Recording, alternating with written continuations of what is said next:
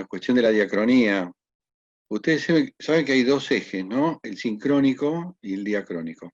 No confundir sincronía con lo simultáneo, en el sentido de que, por ejemplo, estamos todos acá en simultáneo, pero la sincronía de lo que habla es de la ausencia de tiempo en un sujeto. Lacan se basa en la física cuántica, no en la física clásica de Newton, que es la que ustedes seguramente estudiaron en el secundario. La física clásica es una física de lo macro, en donde existe el tiempo, existe el eje del tiempo, o sea que no se puede volver para atrás. Y Freud se basó en este eje para plantear la sucesión de las huellas mnémicas. Entonces Freud dice, bueno, al momento del nacimiento, o sea, cuando se pierde la placenta biológica, hay un primer registro de necesidad que se expresa mediante el grito primal.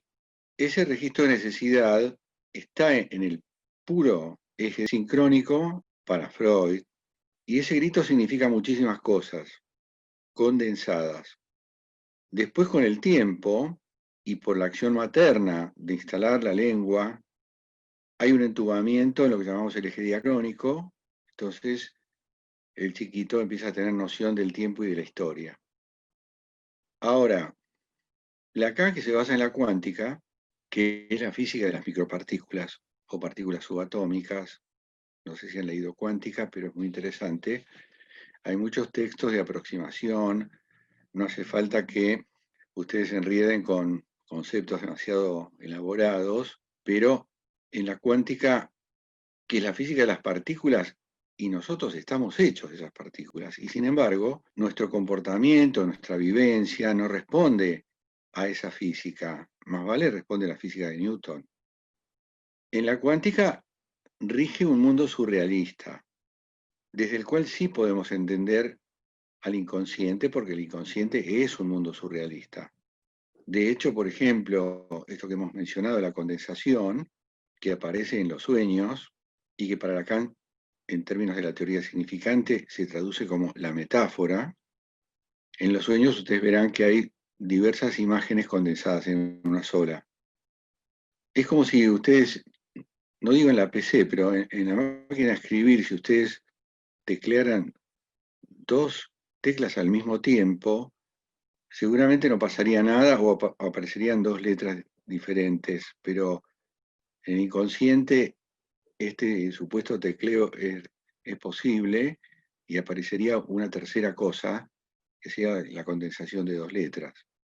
Si bien nosotros, a partir del maternaje, entramos en el eje diacrónico, y nosotros efectivamente vivimos en el eje diacrónico.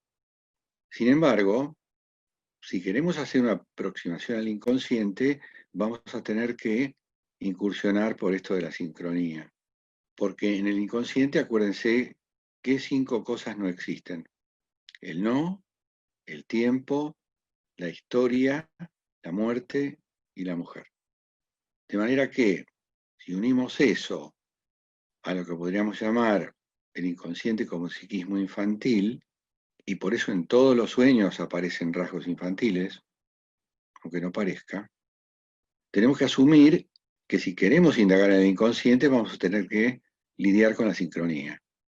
Entonces, lo que plantea Lacan es algo que planteó Roman Jakobson, un lingüista ruso, que hablaba de sintagmas y paradigmas, en donde un sintagma es una frase y un paradigma es un significante efectivamente pronunciado, que al momento de ser pronunciado detona una serie de cadenas significantes que podríamos imaginar como collares de aros. Y todos los aros están encadenados y las distintas cadenas tienen un eslabón en común, que es el paradigma, o sea, el significante proferido. Obviamente que nosotros no nos damos cuenta de la multiplicidad de significantes detonados, porque eso está en el inconsciente, pero están presentificados de alguna manera, aunque no nos demos cuenta, y podríamos hablar de un cierto infinito en ese punto, ¿no? O por lo menos algo inabarcable verdaderamente. Sucede que si nos desligamos un poco de la idea del iceberg, que fue la primera idea de Freud, y como siempre les digo, el inconsciente no está debajo de nada, está en lo que se dice, por presencia o ausencia, que eso también ofrece cierta dificultad para su comprensión, porque nosotros estamos acostumbrados a los significantes en presencia, pero uno de los lemas de Lacan, todo significante convoca a su contrario. Hay una película cuyo título representa esto, que es The Wife, la esposa.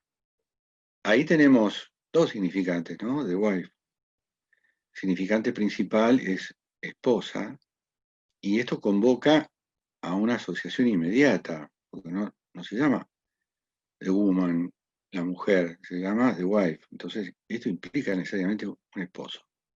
Y justamente la película trata de el opacamiento de la genialidad de una mujer a manos de un esposo que se hace famoso, donde ella aparece como una especie de sirviente de él, cuando en realidad todo lo que escribió es de ella. Bueno, no sé si la vieron la película, es muy interesante porque es la historia de un sometimiento consensuado y de una revelación final. Pero por otra parte, hay muchos significantes que necesariamente convocan a su contrario, y por eso cuando nosotros hablamos o leemos o pensamos o oímos, estos significantes paradigmáticos, además de detonar una serie de asociaciones, también incluyen y evocan sus antítesis, de los cuales ustedes pueden encontrar miles de ejemplos. Ahora, esta primera huella amnémica, que sería registro de necesidad 1, está seguido por el registro de satisfacción. Es algo secuencial. En el primer registro de satisfacción, como la madre no es un animal salvaje, contrabandea un plus, que se llama plus de amor. Esa novedad instala una especie de maravilla para el bebé, en donde hay satisfacción de la necesidad biológica, que es la leche materna, y una especie de agregado inesperado, que una vez que se sació el hambre, el chiquito se duerme, y cuando vuelve a plantearse la necesidad, segundo registro de tensión de necesidad, aparece la demanda a un otro de lo que satisfaga esa necesidad segunda, que también va a venir acompañada de un plus de amor.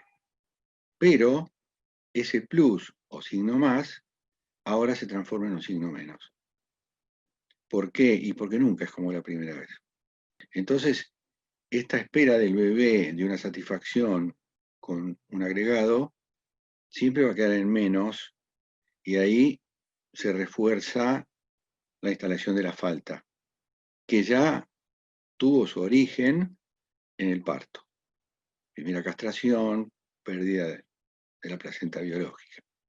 Entonces, esto es secuencial para Freud, y así sucesivamente. Si ustedes ven el esquema del peine, van a ver que, a diferencia de la primera tópica, es un esquema horizontal, justamente como un peine. Acá tengo uno.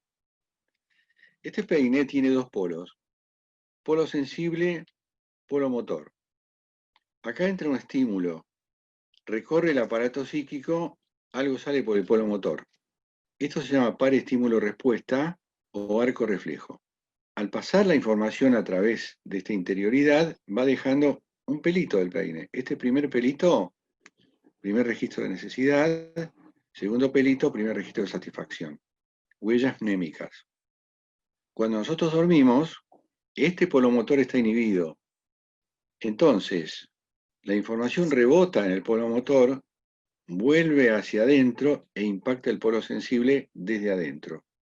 Y entonces tenemos una nueva información, pero desde la interioridad del aparato.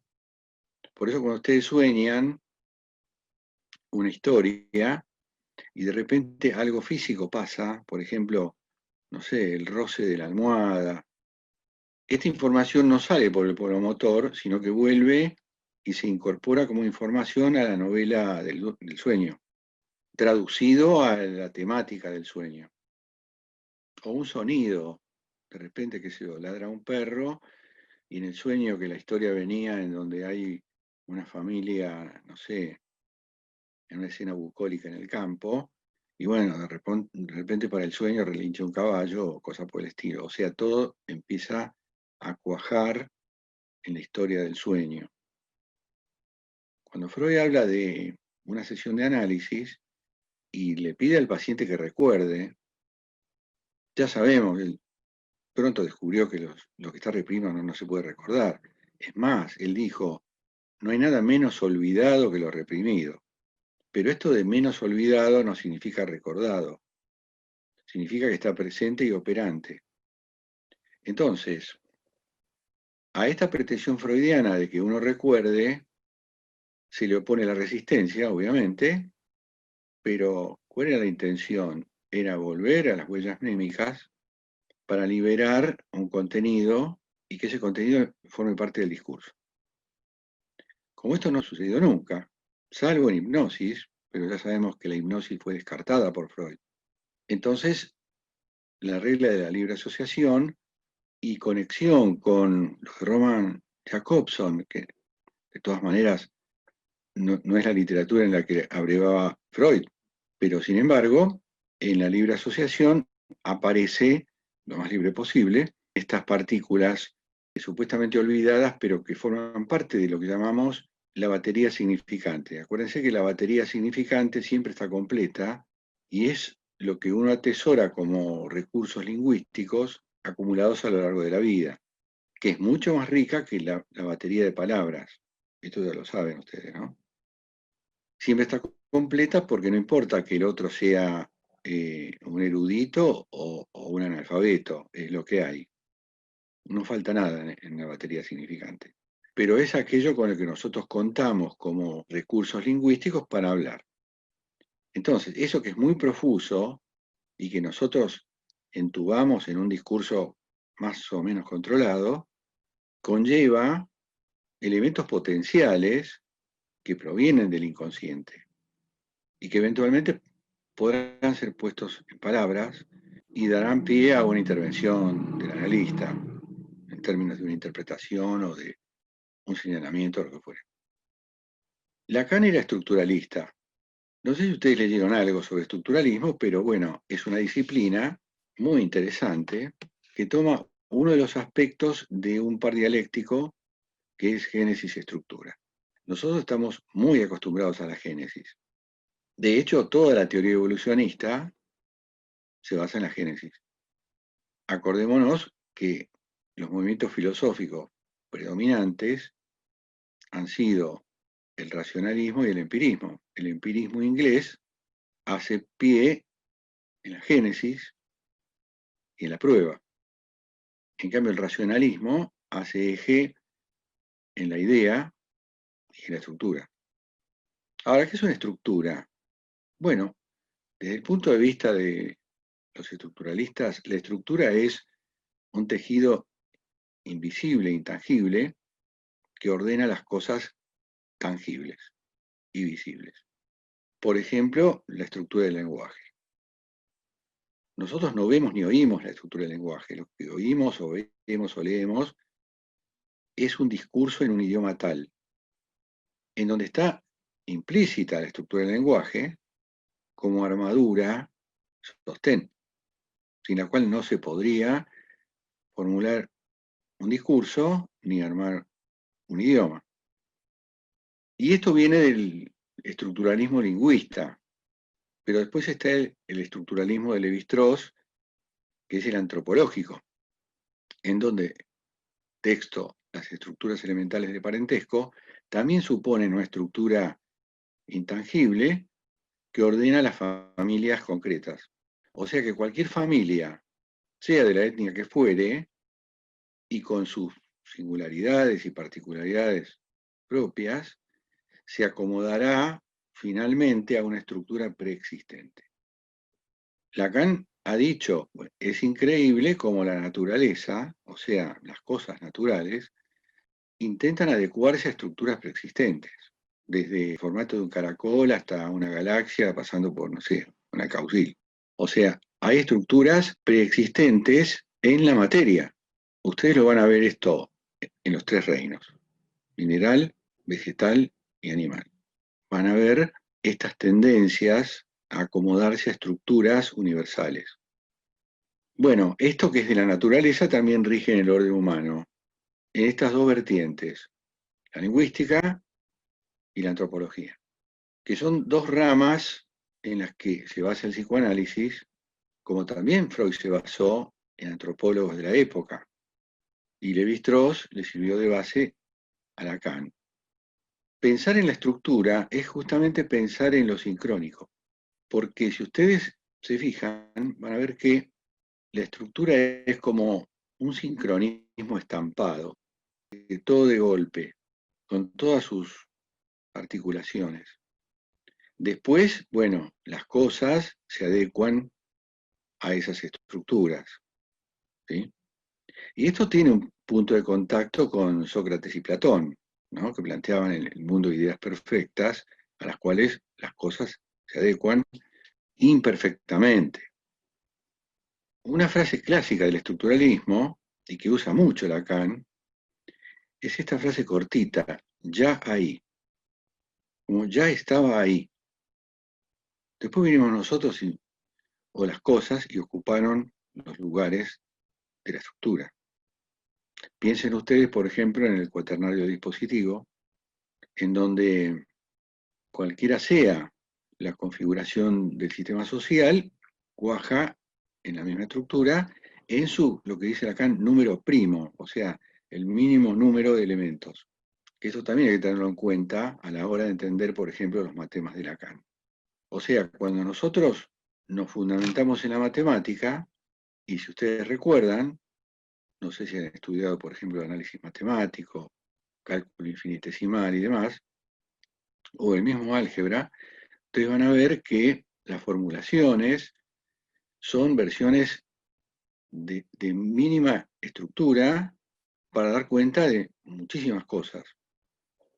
No hace falta, por ejemplo, que analicemos todos los triángulos rectángulos para verificar lo que sería el teorema de Pitágoras. El teorema de Pitágoras es el número primo de todos los triángulos rectángulos en las geometrías euclidianas, porque también están las otras, ¿no? No euclidianas. No nos olvidemos que en la Academia de Platón había un gran cartel que decía: no entre aquí el que no sea un geómetra, siendo que geómetra ahí en Grecia quería decir matemático. O sea, para entender psicoanálisis, y esto es de Lacan, hay que entender matemática. Esto que está negado en Freud, yo no sé si les conté a este grupo, pero cuando Freud encontraba casos extremos de sufrimiento del sujeto, y estamos hablando de lo anímico, estamos hablando de pasiones, estamos hablando de afectos, emociones. ¿Qué pensó Freud como algo lógico? Y vamos a mandarlo para el polo de la razón. Entonces, vos estás deprimido porque tu vínculo amoroso se despedazó. Bueno, andá a estudiar matemática, así te olvidás un poco. Bueno, acá es al revés.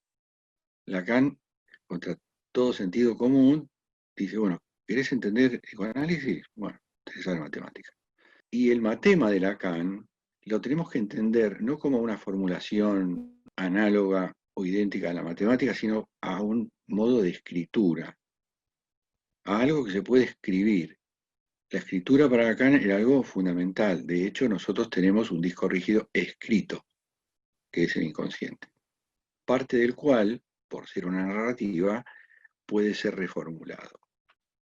Cuando Lacan estaba en sesión de análisis, en esa atención libremente flotante, pero en ese estado particular de la atención flotante que es el estar molecular, es un estado mental en donde estamos permanentemente en el aquí y ahora del significante, sin descuidar, y esta es la dualidad de la escucha, la narrativa intencional, lo cual implica un esfuerzo mental que se aprende en el propio análisis, no en los libros.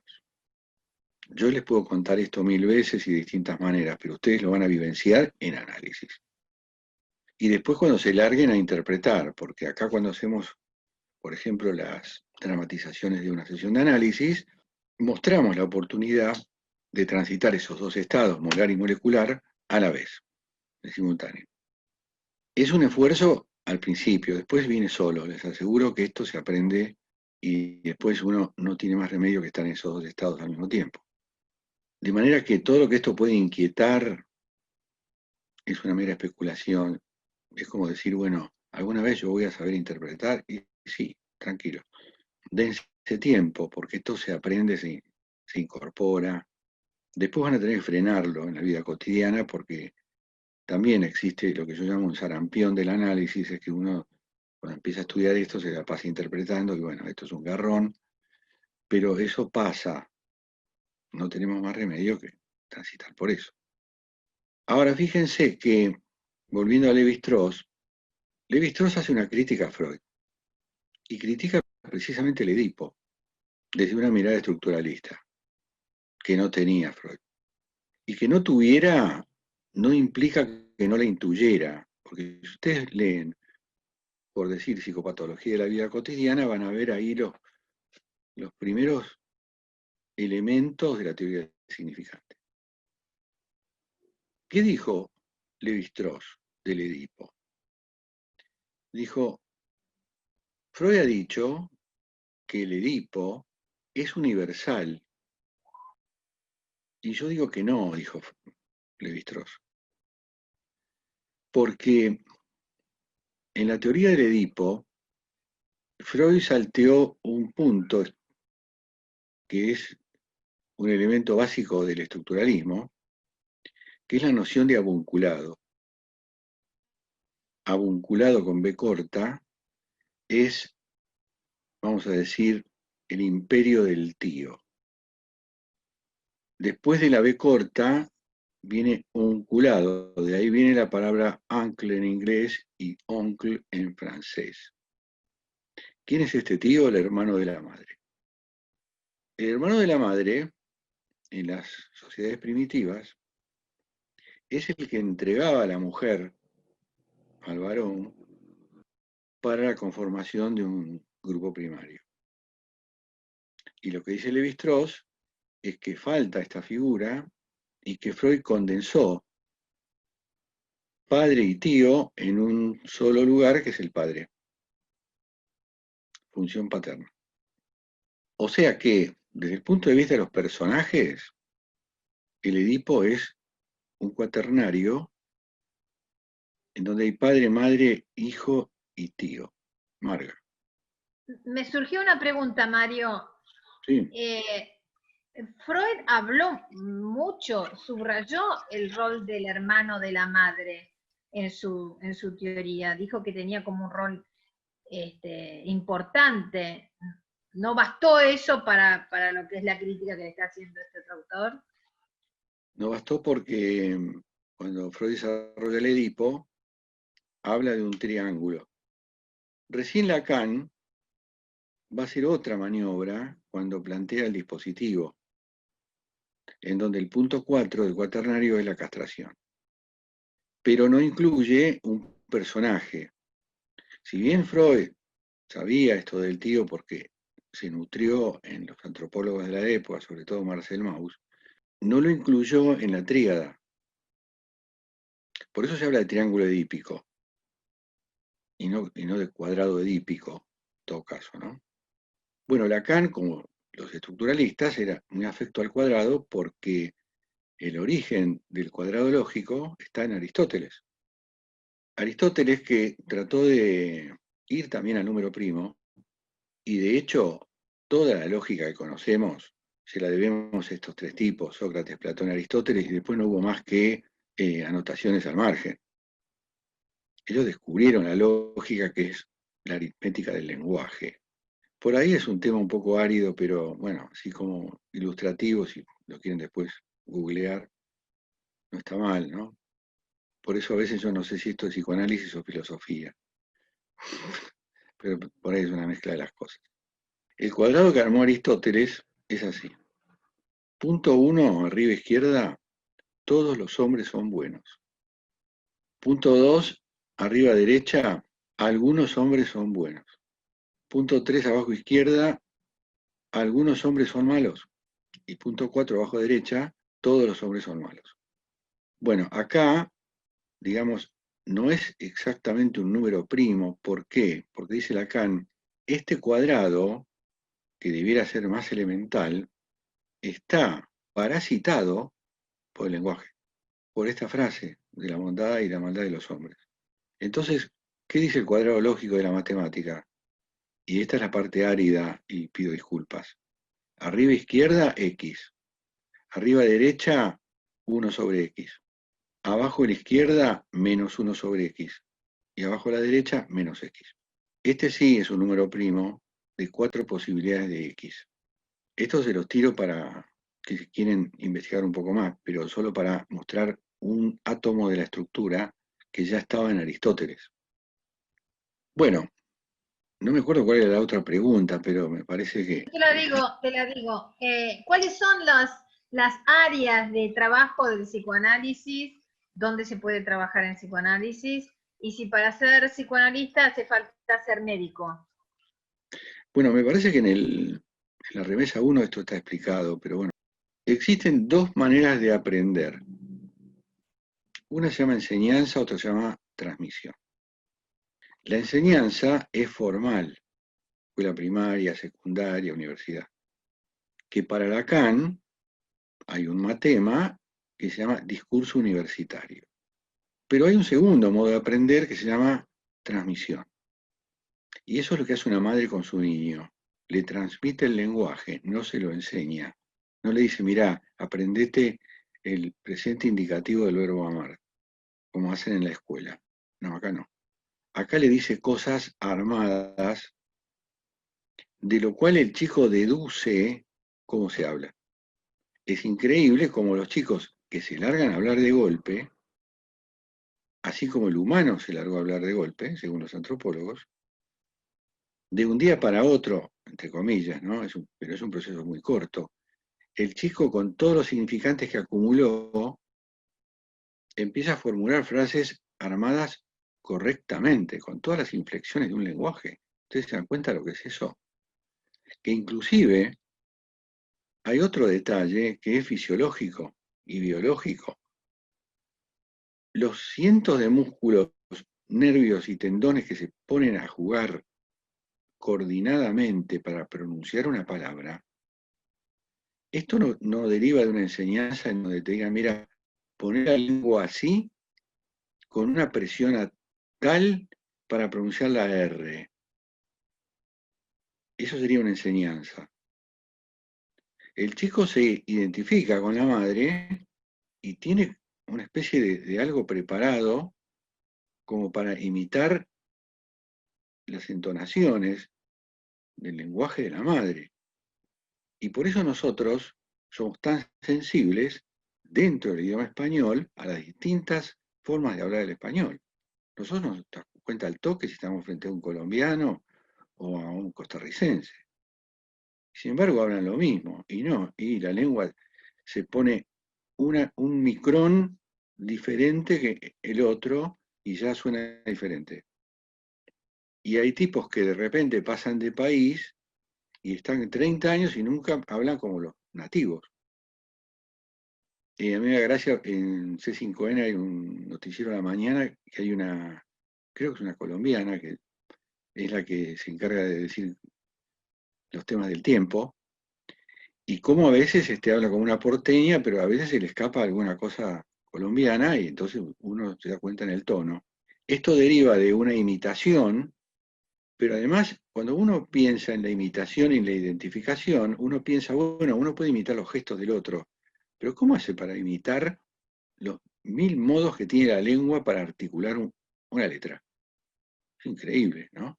Bueno, parte del misterio de lo que es la transmisión del lenguaje. Y otro tanto pasa en análisis. Nosotros aprendemos psicoanálisis no solo por lo que estudiamos en los libros, con eso no analizaríamos a nadie, sino por haber estado en el consultorio y escuchar cómo interviene el analista. Y por eso es importante para este estudio analizarse con un analista, no con un psicólogo a secas. Y si es psicólogo, bueno, que sea analista también, que es otra formación. Morina. No, solo un comentario que Esto de la enseñanza y la transmisión se ve cuando uno también de grande quiere aprender otro idioma, o de un poco más grande, que no es el materno, como la diferencia que hay en el aprendizaje si uno, por ejemplo, se va a vivir unos meses afuera, donde se habla ese idioma, que estudiándolo en un instituto. Es como queda muy, muy Claro, claro. un día yo me puse a pensar cuántos años estudié yo inglés. Yo estudié 17 años inglés en distintas instituciones, pasando por la cultural inglesa. Pero el único lugar en donde yo hice saltos cualitativos interesantes fue en un lugar que se llamaba Toyland Chat, que era conversación. Era un grupo operativo comandado por un británico y el tipo tiraba un tema y todos charlábamos en inglés con él sin ninguna gramática. Es más, cuando yo estudiaba latín, que estudié 6 años, lo cual agradezco, pero en su momento fue muy sufrido, yo preguntaba, ¿cómo hacían los chicos de Roma para hablar esto en un año y medio? Si nosotros estamos 6 años no podemos articular una frase. Es un garrón estudiar latín porque, primero, las palabras tienen declinaciones, no sé si saben lo que es eso. Y después hay millones de formatos lingüísticos, gramaticales y sintácticos que hacen de esto una patriada. Entonces, en una hora de latín, cuando teníamos ya en quinto o sexto año, podíamos descular una frase de Cicerón de 5 palabras. O sea, eso es enseñanza. Lo otro es transmisión. Los chicos en Roma, en un año y medio, hablaban latín. Bueno, nosotros aprendemos psicoanálisis por vía de la transmisión en el consultorio. Por eso es importante despegar esto de disciplinas formales como son la medicina, la psiquiatría y la psicología. Porque ustedes pueden estudiar todo eso si quieren, pueden ser todo lo que quieran, pero no van a saber intervenir si no pasaron por el consultorio. No van a saber. Por eso no está en los libros. Por más casos clínicos que yo les traiga, no está en los libros. Les diría más todavía, hay que pasar por unos cuantos analistas para llegar a tener estilo propio, a poder criticar unas cosas y otras. Yo tuve un montón de psicólogos de la facultad, un montón. En algún punto me ayudaron, en otros me dijeron, pelota, esto es así de fácil. Mucho tiempo después yo pude resignificar las sesiones y decir, esta fulana la pifiaba en esto, esta otra en aquello y lo más allá. Hasta que di con psicoanalistas de pura cepa, que por supuesto que también estaban fallados como cualquiera de nosotros, pero la distancia entre una experiencia y otra es abismal. Por todo lo bueno que te puede hacer un psicólogo clínico de recibido de la facultad, que no te pide que te analice, y lo cual es un gran defecto de la facultad, ni siquiera te dice esa terapia. Por eso esta enseñanza que nosotros tenemos acá tiene muchos valores. Primero, porque está la clase teórica, y los libros y los textos. Segundo, porque hay grupo operativo. Tercero, porque hacemos práctica. O sea, nosotros somos muy consecuentes con esto de la teoría práctica, empezando por la práctica y dándole fundamental importancia al hacer. Ustedes pueden leerse todos los libros de todos los autores, no van a saber interpretar. Vayan a análisis. Por eso les recomendé una película que se llama Mumford. Mumford era un tipo de 30 y pico de años que en Londres dijo, bueno, ¿qué puedo hacer que no tengo guita? Y bueno, me pongo de psicoanalista. Total, alquilo un consultorio que tenga diván y un asiento para mí, y ¿saben qué? Funcionaba. El tipo no decía nada porque no sabía un pepino. Hasta que tuvo una paciente que le hablaba de la transferencia y no sabía lo que era la transferencia. Es un peliculón. Bueno, vean Montfort. 15:54, ¿hay preguntas o hacemos un break? Yo tengo un montón de preguntas, pero bueno, no sé. Y hace una. Bueno, te hago una. Vos decís que en el inconsciente no existen no el tiempo, la historia, la muerte y la mujer. Tengo dudas sobre todo. O sea, en el sentido, empecemos por el no, que sería que todo está permitido, ¿verdad? Como que todo está permitido, o sea, no existe el no, pero por ejemplo, no sé, me vino ahora una imagen de un sueño donde yo quiero correr y no puedo. Sí. ¿Eso no se leería como un no poder, o el no es porque todo está permitido? Te voy a hacer una analogía que me parece que podría funcionar.